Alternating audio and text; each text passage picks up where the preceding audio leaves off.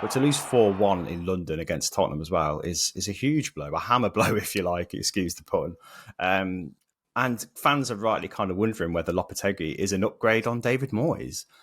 And you look at the success that Moyes brought to the team, and I guess you've kind of got to offer a new level of respect for what he did with what he had. What is Lopetegui struggling with, do you think, with West Ham? What is it, a cultural fit, do you think? Because I was always under the impression that Lopetegui was kind of the pragmatic Spanish version of David Moyes, but he's not really fashioning this group of quite talented players yet into something that's working, is he? Yeah, I think it's difficult. I think I'm not unsure if he's found his team yet, to be honest, or if he's decided on his first 11. I guess. Obviously, he's not had the luxury of. He's obviously a couple of injuries in there. Obviously, Fulkrug's unavailable at the moment as well. But Mikel Antonio is obviously coming in, spearheading that front line at the moment.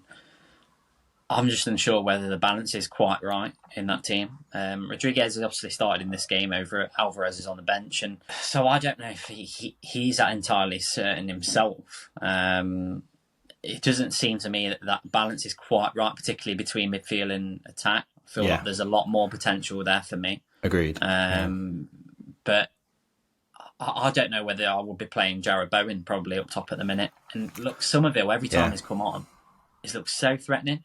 But he doesn't seem to want to start him too much this season. And I'll probably play him over onto the left and then have Kudus onto the right. Yeah, maybe. It's weird, isn't it, though? Because he's played off to the right plenty of times for Ajax. So I just think, for me, they need to try something a little bit different going forward. Well, yeah, because they've been well known under David Moyes for being a counter-attacking team, haven't they? And weirdly, I think Somerville and Fulkrug would have been the exact same players that Moyes would have wanted when he was in charge. They would have been perfect for that counter-attacking style, especially Somerville.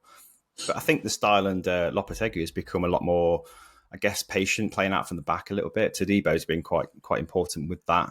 But they were just so bad at the back, weren't they, in this game? And I think you said that calamitous, panicky defending gave them no foundation to build upon going forward. So, yeah, there was no quick transitions or anything like that. It was all just very pedestrian and lazy, I think, in some ways. Yeah, the players didn't seem to work, apart from Kudus, who I thought got frustrated, and you could see that when he got sent off. I think the ease at which Tottenham were able to find space in behind as well, for me, is really concerning. Yeah.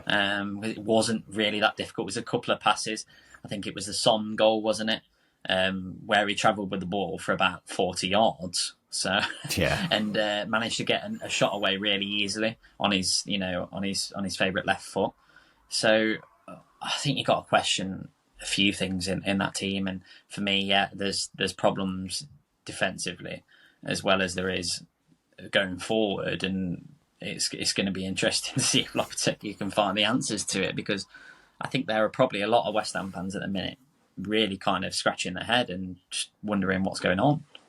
Probably wanting the Moyes era to come back. I've seen a few tweets of them reposting the Conference League win and stuff like that, saying, remember these heady days.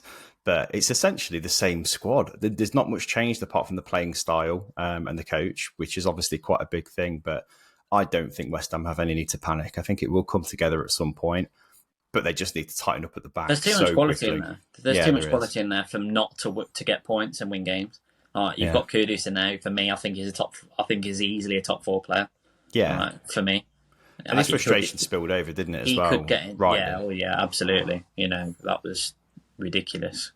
It's just brainless, really. To be honest, I think I didn't like Van der Ven's reaction. I thought that was pathetic. Yeah, if I'm honest.